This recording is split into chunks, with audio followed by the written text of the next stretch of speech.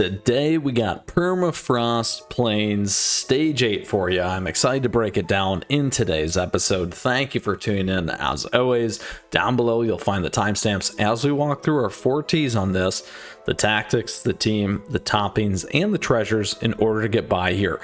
Now, if you got a question or comment throughout, do let me know because I'd love to hear from you always. And on top of that, come swing by the Discord server, join our great community there. And let's get into it here today. So a couple things. Permafrost Plains is where we get the lovely Frost Queen cookies live jewels. Yes, because we want to keep getting after that crystal gem. Yes. Now, a couple of key tips here. Hero cookies at 2A, so 2 Ascension, plus crystal gem 19 is recommended to help you get through stage 8. However, we don't need that to get by, and we're going to show you that here today. So let's get into it. First and foremost here, a couple things to think about and be well aware of. Our effects for the tactics. We got hero cookies attacks up 7.8%, ally cookies damage resist at 7.8%. We have our special conditions. Min cookie level 70, min cookie level skill is 70, so that's great. If you're not at level 70 skills, that's going to be much better. Then Frost Queen cookie rally is also in effect. Here we have ice type cookies damage up. Increases the ally cookies ice type damage by 40%. Now the other thing to pay attention to is crystalline radiance. Whenever certain enemies use their specific skills or get hit, the gauge will fill up. Once the gauge is full, cookies will gain the frozen status. Once the frozen status wears off or is dispelled, the cookie will take damage proportional to their max HP. With each further repetition of this process, the damage will increase. Yes, your cookies will get frozen. Yes, the damage will hurt. Keep that thing in mind. Now, we also have to pay attention to healing decreased, HP shield capacity decreased, enemies debuff resist increased, and enemy attack speed up.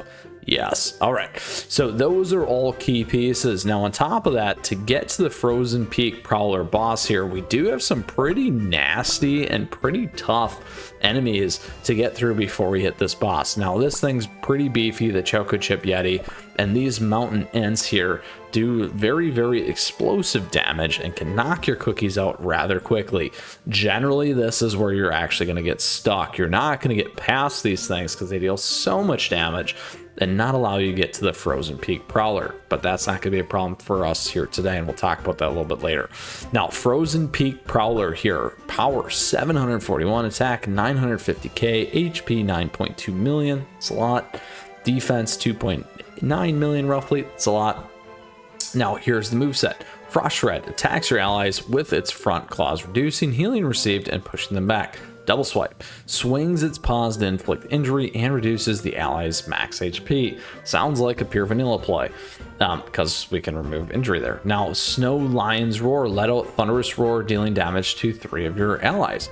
Then we got Spirit Color, commands angered spirits to attack your enemies. So quite a bit of stuff, really focused on healing reduction, injury, those kinds of things, and then hitting some of your cookies. So not a ton of AoE, as you can see. So make sure, and we'll show that here in a little bit, make sure you just get your damage in quickly. So let's talk about our team here. We did talk about PV, but you don't see PV here. That is correct. We're actually going to run a full-blown non-healing team, kind of, because we do have the Icicle Yeti, so technically we do have a healer in there. So a couple things that we're going to do is we're actually going to do this. We're going to double up here. Seems a little odd. Yes, it is a little odd. You can try it with other cookies if you would like. However, I have found this particular damage duo works out very well, because what's going to happen is you're going to start running. They're going to take out GC. Yes, unfortunately, GC is gonna not make it through the run, most likely. Just telling you what's gonna happen, or has a few times when I've done this. Then we're gonna get through, and these 4 are gonna be left. We're gonna get the focus damage with Sherbet and take out this guy, Frozen Peak Prowler. Yes. So this is the team that you're gonna use. The idea is high velocity damage, beefy, kind of double beefy in the front with the healer here as well. That's going to be all the healing that we're going to receive. No other primary healer.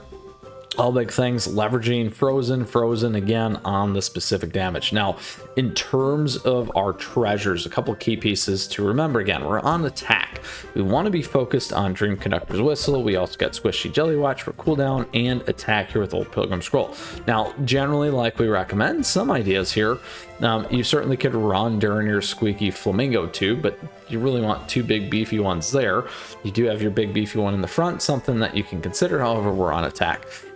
Things like Librarian Enchanted Robes, sometimes folks like the Vial as well. We can certainly use Sleepyhead Jelly Watch here, increasing that attack. We can also go Grim Sigh and Disciples Magic Scroll if you want a little bit more defense. So a number of things that you can kind of play around there, like to always throw that out. Now, toppings. In terms of the toppings here, a couple of key things to understand. Check out our topping guide for our Icicle Yeti. Yes, absolutely do it. There's a couple of key pieces on this as well, and we always recommend Resonant or the key toppings because that gives the boosted additional skill sets for you. Something to keep in mind. We do talk a little bit about this with the Yeti as well, and why we're here. Something to check out. Now, Crimson Coral, same thing. You can certainly be on the toppings. Resonant, here we're on Almond for defense. Here we're on cooldown because, again, Ethereal Cookie, check it out. Here we're on attack with Sherbet. Again, you can switch over the frozen. Here we're on attack. There we go. Resonant with GC. And then on attack here with Frost Queen, we can actually move over this one. So let's go pre-select there and call it a day. All right. So a lot of things going on with the team here. We're going to take it and go from there, my friends, and take on the Frozen Peak Prowler. Here we go. Of late, Permafrost Plains. It's going to be yours. Here we go. Now, one of the things that I have done in the past is the Frost Queen has actually been on cooldown. So we'll see if this changes it up just slightly. As you can see, the Frost Queen is about to lose.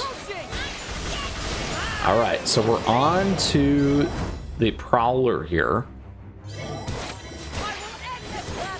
Uh-oh, we might be in trouble. And we are, because they didn't take out the GC. They took out the Frost Queen because the damage was higher. I purposely showed that, by the way.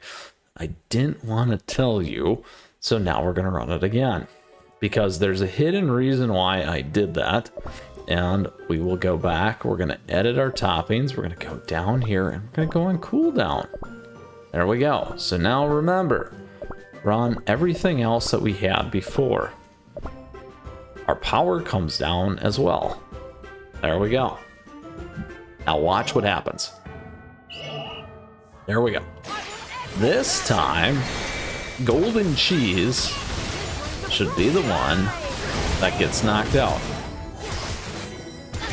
There's Golden Cheese.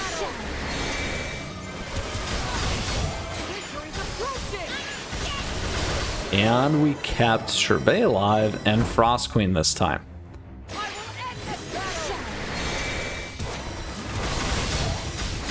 Sherbet is still alive. The Yeti's in there healing.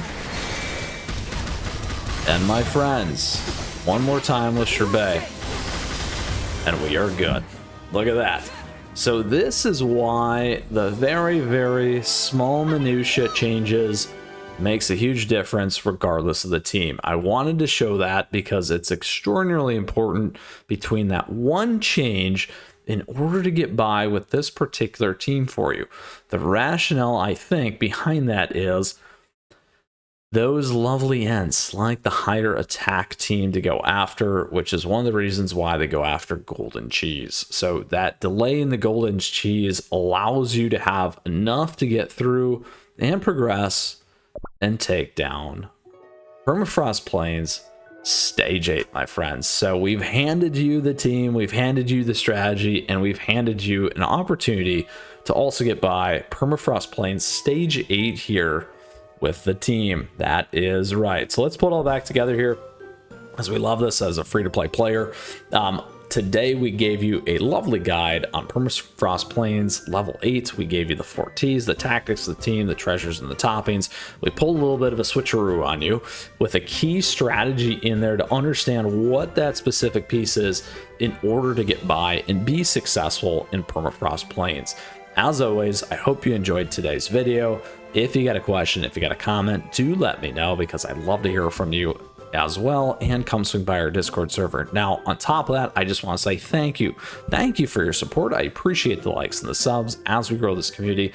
On top of that, we got memberships available to you down below, and thank you. Thank you to all the members all the time. I really appreciate that. And additionally, on top of that, we have affiliate links and other great ways to stay connected here in the community and stay involved. With that, I appreciate all that support.